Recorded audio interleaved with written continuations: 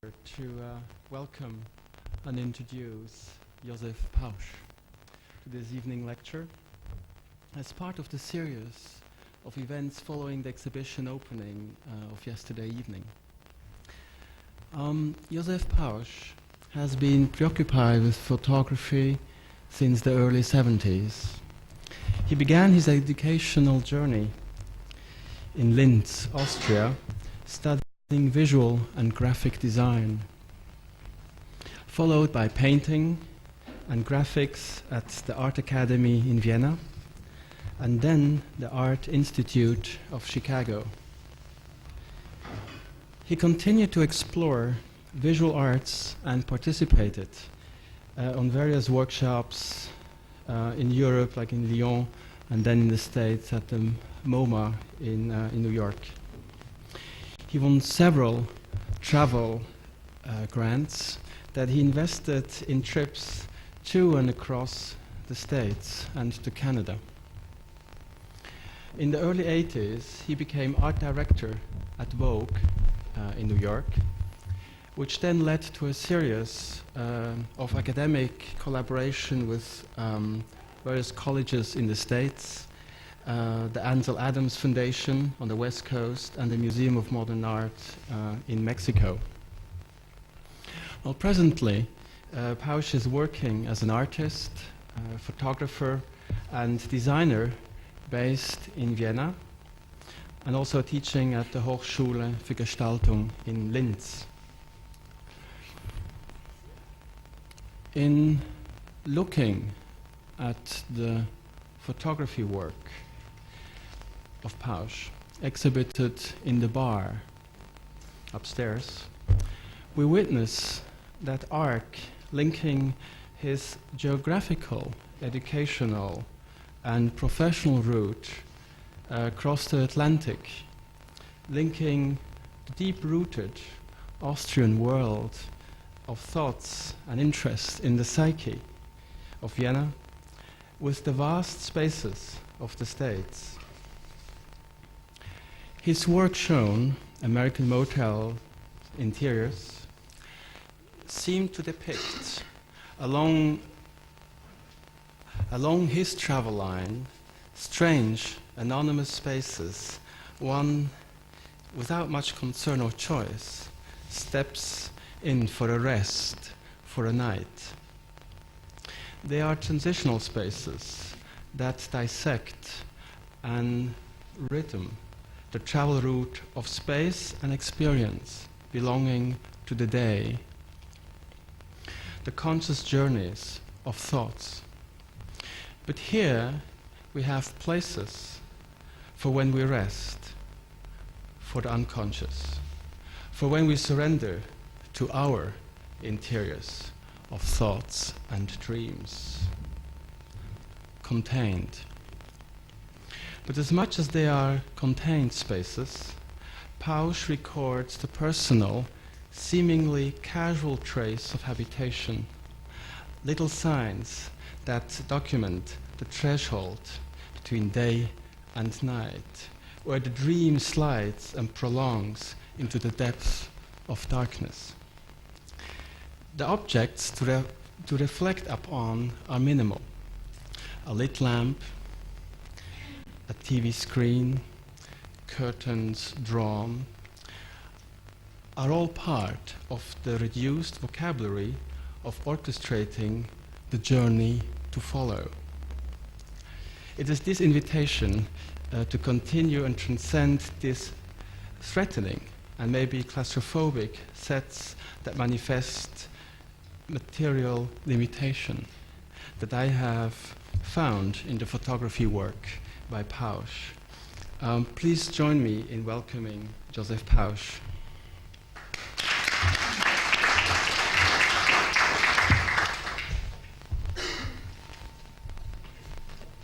Well, thank you to come in. There to have a small lecture about my work, and the lecture is called "Is photography true or is it not?" Maybe both photography is true and is not true. So There's a reality as Marcel Duchamp has wished, with the object of the work they created, that's photography. And also, when you read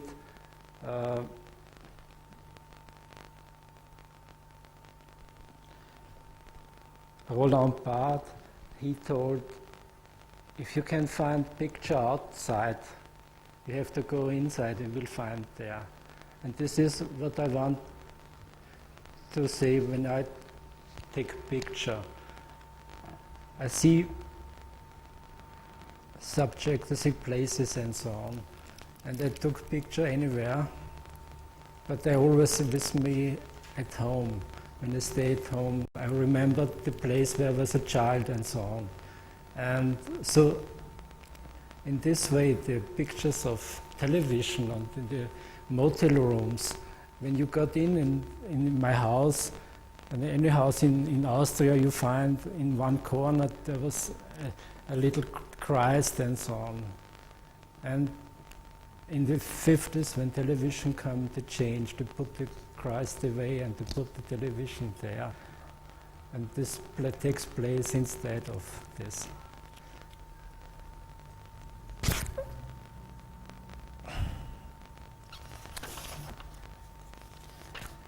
Yeah, so I have some slides with me to can show you a little bit more about my work, because I started to become an artist. First, I worked 50 years in an office, and then I went to the university to study economic management, but this was not so interesting for me, and I met some person like Mateka. Mateka was a writer and a philosopher and politicians and so on.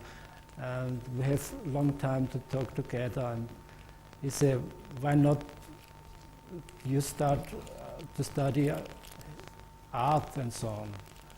And this is the way I become an artist now. And when I started art, so I began to start with paintings, but it was not so interesting for me, because painting, everything has done. And what was interesting for me is a new medium to can express myself better. So that was now photography, and this was the way I do. The first picture I took, or the first work I took, because I'm always working in work groups, there was a group of works what's dealing with flying, because when I was a child there was a small airport nearby my house, and I've been there every day, and all my fantasy was flying, and this was the work I did first. And here you see on the one side, on the airport, is an airplane comes in, and I didn't go in the airplane, so I always want to fly my spirit, to go away from anywhere.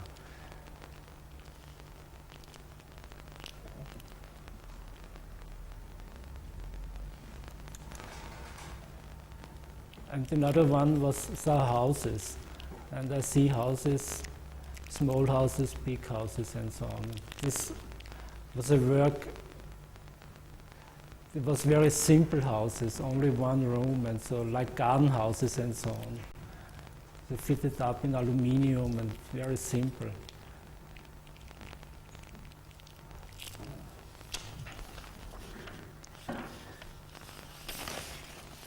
Yeah, and when I do this work and I show it in Vienna, I met some people, they talked to me, you have to go to America, and this was my goal. I want to go to America and look what's happened in the photography scene. So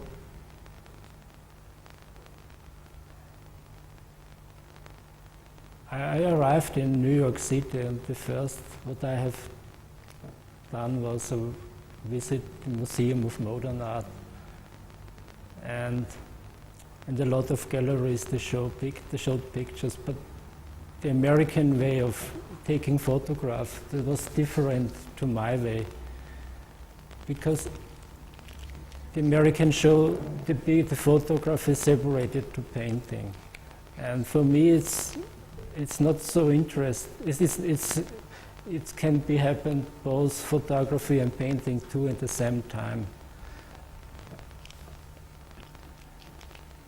And let me show.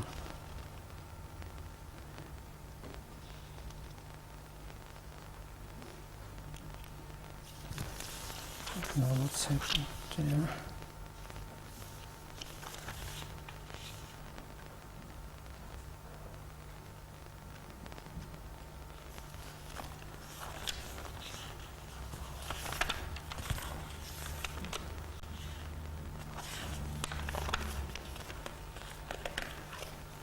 I don't find the right thing, sorry.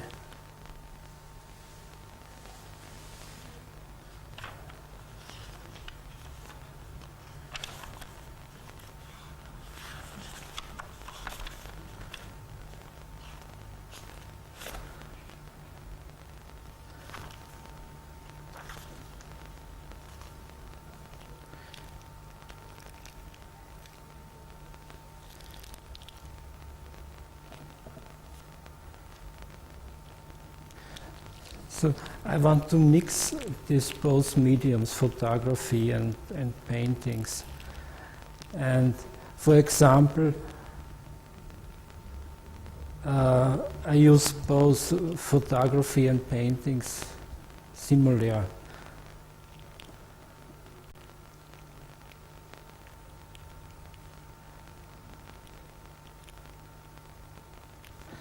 Oh no.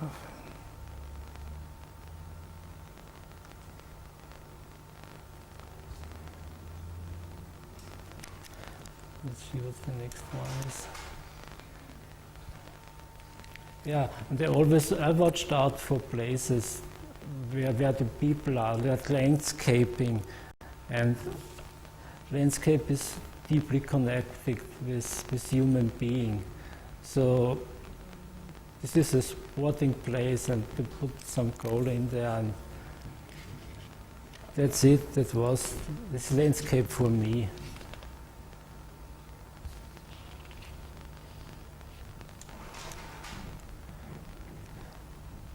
And this also, they painted the stone with anything. And another one painted white over there, and so.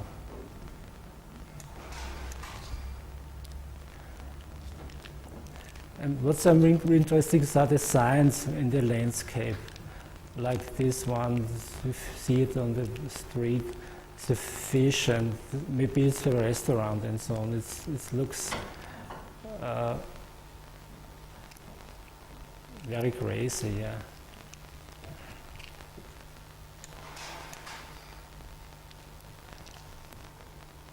This picture I took in a bad condition, so I have been on the sea, and it was raining and it's cold and so on. And I posed the camera on a stone, and I thought I want to go home, but I couldn't go home. There was so many distance between any people there, and all this is what I feel now with the picture.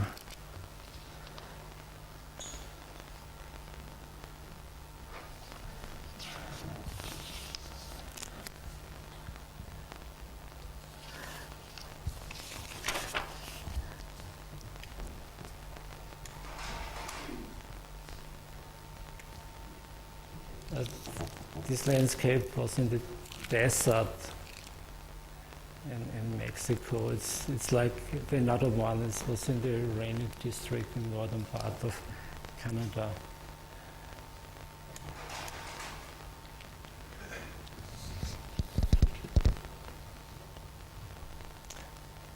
This one is Mexico. This one is Mexico too. And this is city landscaping. So I see any places, yeah, this looks like a painting for me.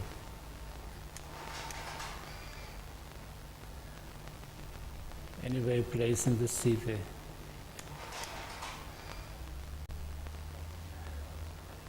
This place too.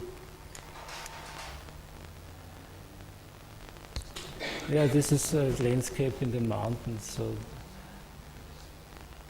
the wood was burning and it's like a sketching structure.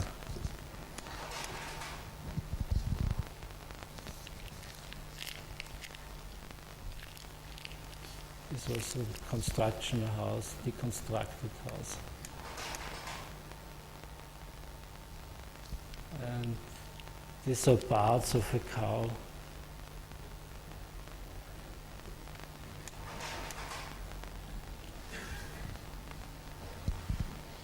What's this? This is New York City. Anything, stuff on just can sell.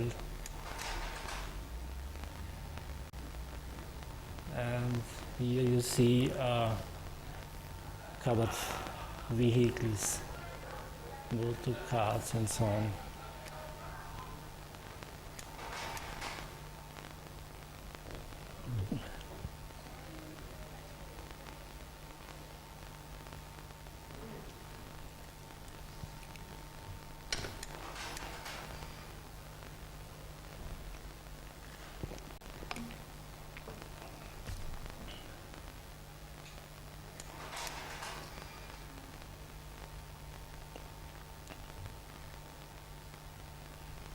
Then I tried to take portraits from the people, talked with her, but there was always a barrier. They spoke Spanish in Mexico and they couldn't speak Spanish anything. So we talked with hand and with fingers and so on. But they was very kind. They said, okay, let's do.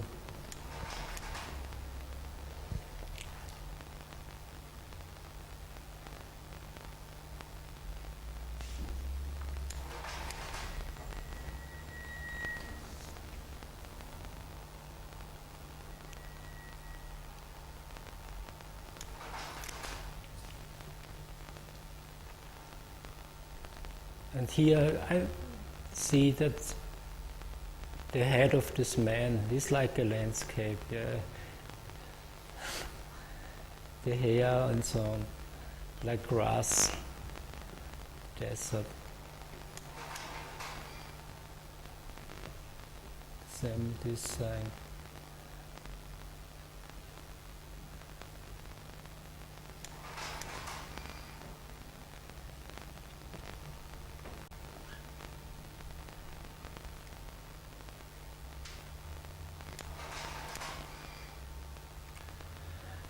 This is a series of work.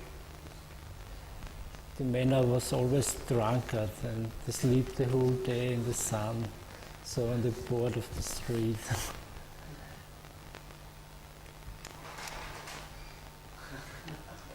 These two.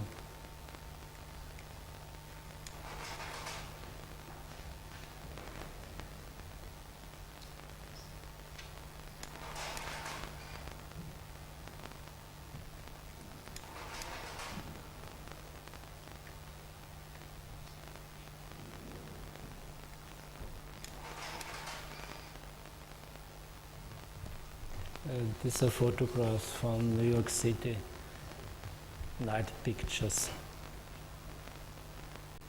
People go to opera and do musical and so on.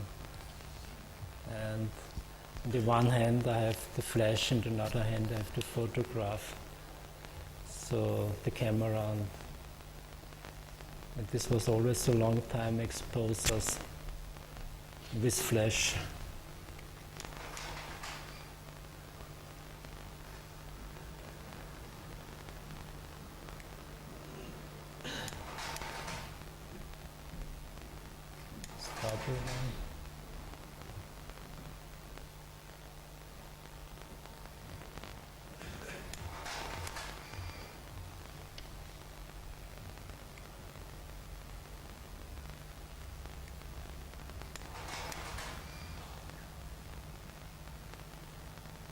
This was New Mexico family.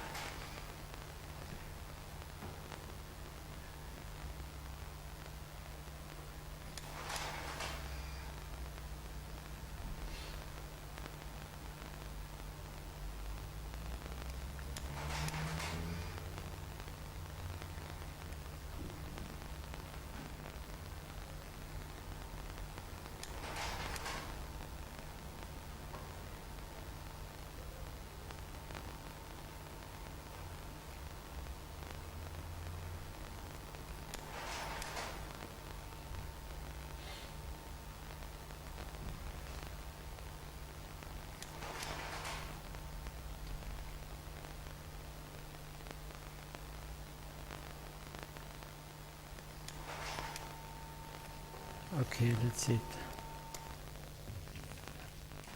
Can you have light? Yeah. So, I think it's better you give me a question and I will answer you. Because I never couldn't find any script I have done yesterday, so it's terrible for me.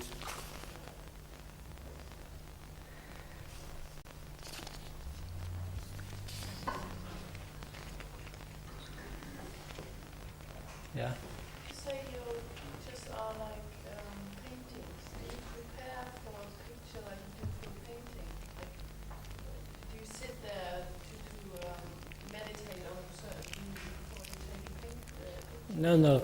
So I separated. This one is photography, another one is painting. So I never can have a motive, maybe like a human being on the photograph I paint. Because painting is for me someone other. It's not similar the same, so I cannot transform what the photograph in a painting and painting in photograph. But somehow you said there have some parallelity or something in common. Yeah, the parallelity is only in thinking about that.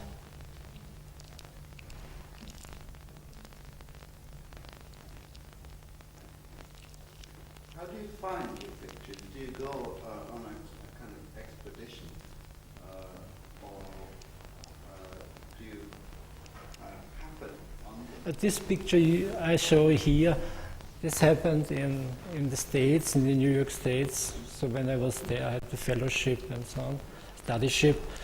And then I went to Mexico. I met the company of an old Austrian family.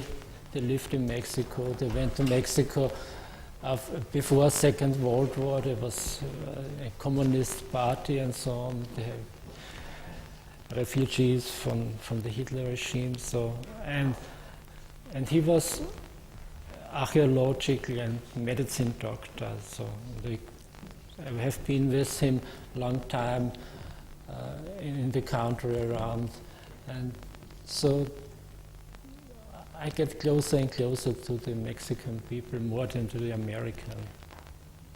They was much more interesting for me. And what's happened in Mexico, I found color, because the Mexican, they like color, and we in Europe, we always have gray, and gray. Yeah. It's advertised in a brochure.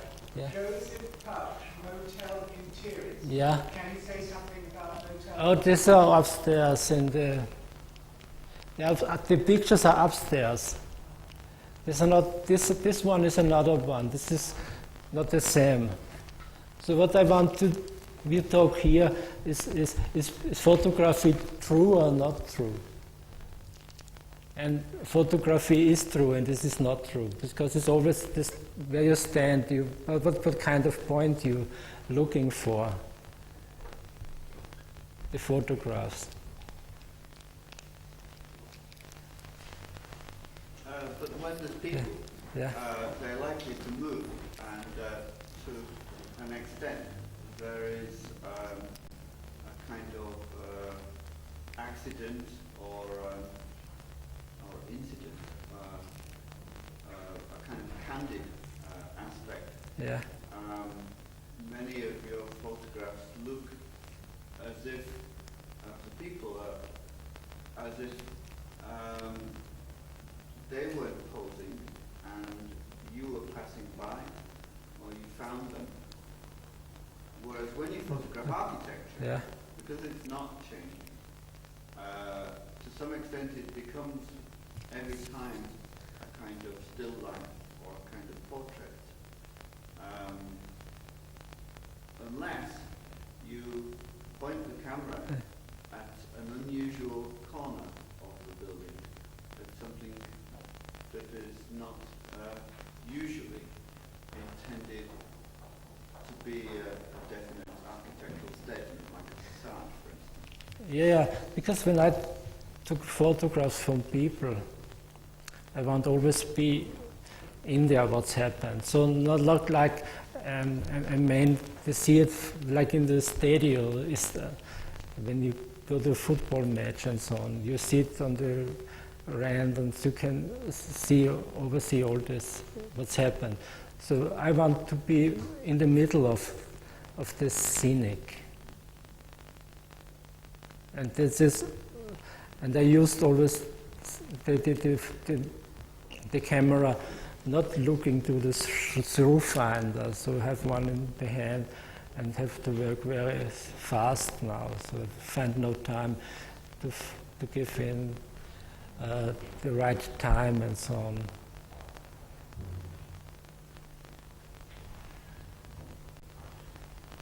So what I want to say is, when you're on the streets and you watch them, anything, you have no time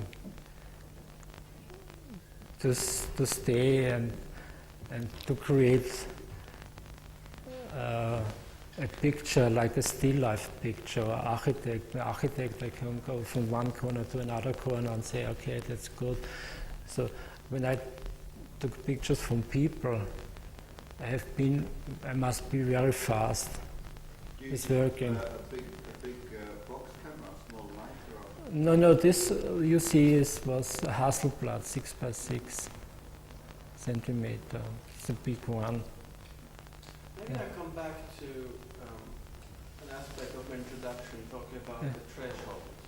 And I think you've given some sort of indication, an introduction to the way you build up to that moment where you shoot or record, where sort of you freeze that moment in time. I'd be quite interested how you see your photography after you've taken it. Oh, that's a problem. I see it different. Because when I take the picture, I didn't look through the rangefinder, and sometimes I use the flash. And this happens so fast.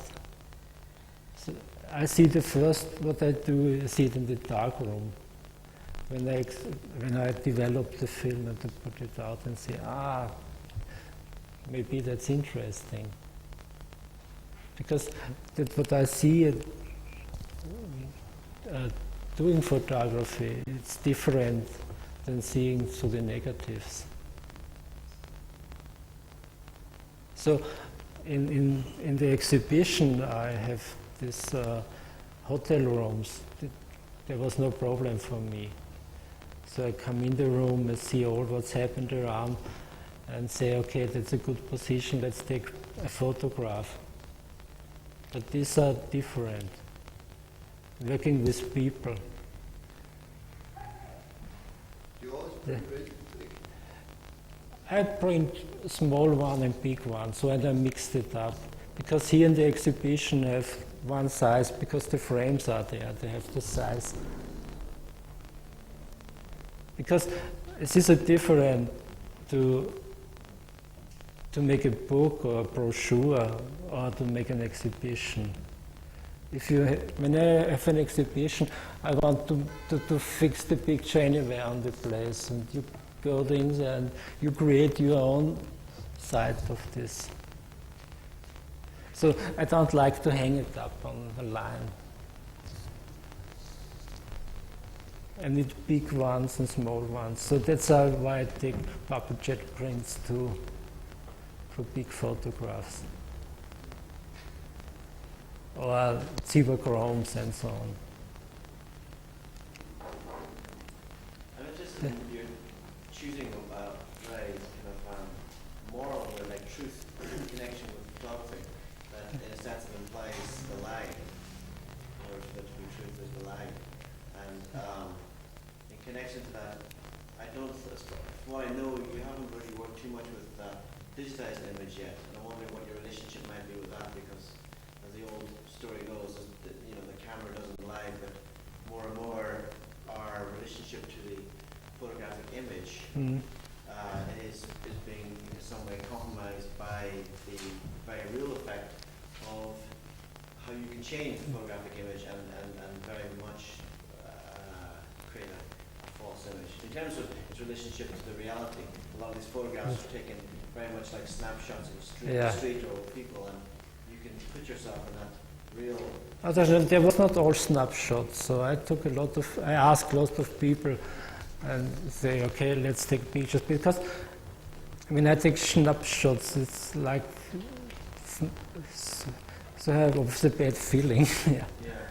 But I'm just wondering what that relationship is between what you call truth and reality, or real scenarios. What's true? This is. Because there is surely a moral dimension to yes, I know, yeah.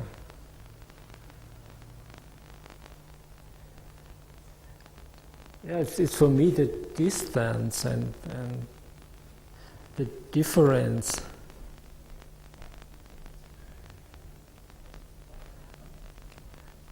Of the photography. So you need distance, you cannot be close. And to find the right position, that's always what's dealing here. And another way is we are very deeply connected with understanding, to reading pictures, like paintings and so on. When we take photographs, we always say, we explore. I have to explore what can I do with photography, and what is painting, and what's this other word, artworks.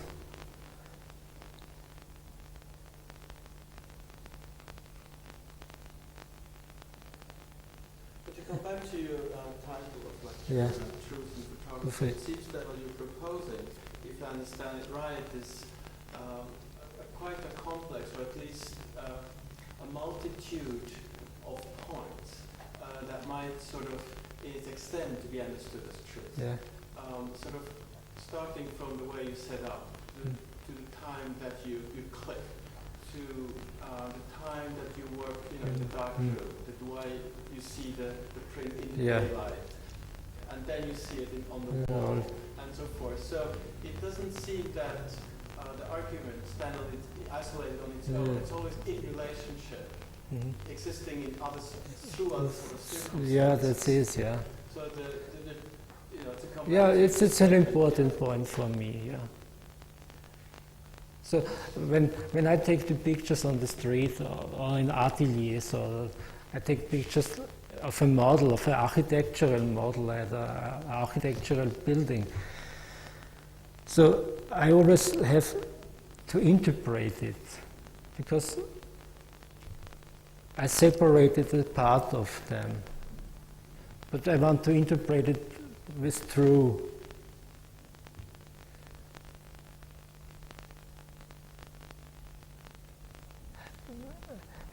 I want to say, when I take a print of a picture, it should like to show like the reality.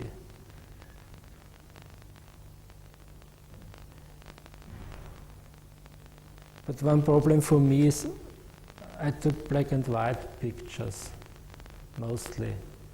And black and white is the first step to abstract the reality.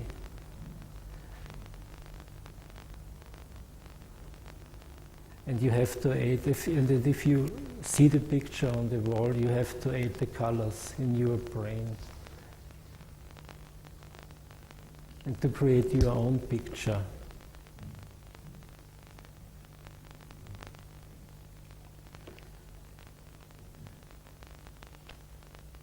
My impression is that if you say that this is reality, or actual reality, the reality you captured, my impression is that it is a kind of interval. It's something between. It might be between places, or between official frontalities. It might be between the normal view, and it might be between the moments when people look things fully in the face, and they turn away, or the mind goes slack and absent, or the moment while they're waiting for something to start. Yeah.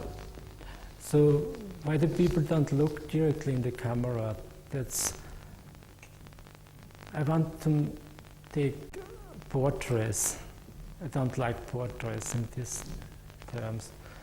So if you look direct, look at correspondences with the camera. So that's always the portraits. And you can find it sympathetically or not sympathetically and so on.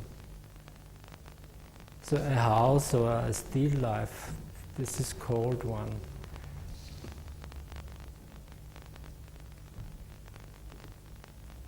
It's like as if there's never, you may control the photograph, but the scene you try to capture is never composed. It's composed, yeah, a little bit, yeah. So when you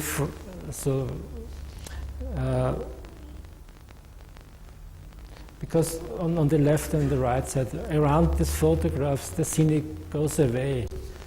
So I put it out, and this is composing for me. Yes, what I'm saying is, once you compose the picture, you point at the camera, you frame it. Yeah. But there's some sense in which the objective that you are looking at is not composed. It's a moment of déshabillé. Yeah. This is it's not the object is not composed. This is naturality. I always told him, I want to take a picture of you, but forget that I have a camera in my hand. Because when you watching a camera or seeing a camera, you are never really used. You changed. You get this photographic side. This is the problem for me. And so the people that didn't look in the camera, but they did portraits too. I worked with Richard Everton for a few months, and in the studio you see how people come there, and anyway, there was a time like one man come in there and they said, okay, you can do anything what you need, but let my clothes on. So everything always want to go inside and to put the inside out. So it's like a striptease of. But do you take a sequence and then reject most of the sequence? I mean, some photographers work Yeah. they might take 10 or 12 candid shots and then just select one. Mm-hmm. Yeah, once I take on. So in this time, the picture you see, I have not lot money, so I cannot buy many films. So I always take one picture and see, okay, that's it. And the same I exposed.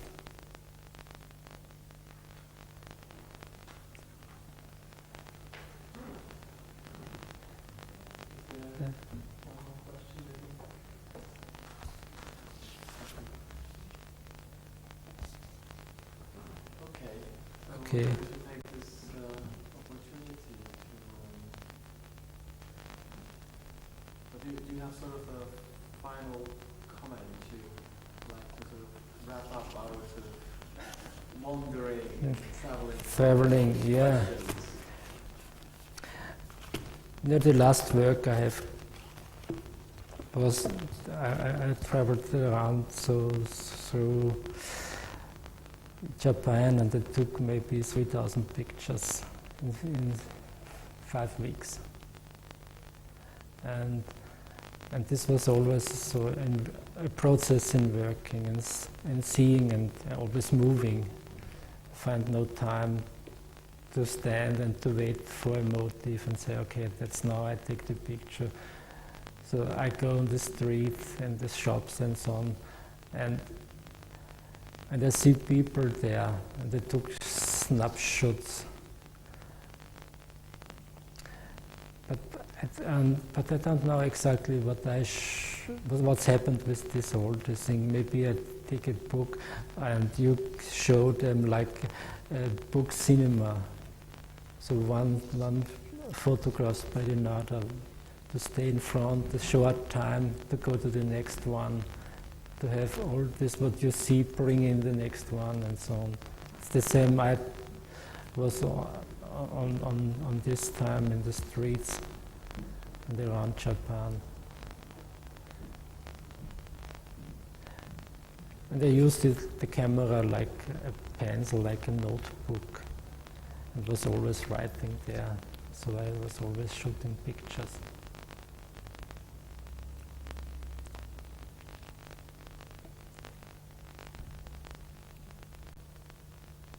I think what I'm proposing to do is I think the frame of your interests and concerns through photography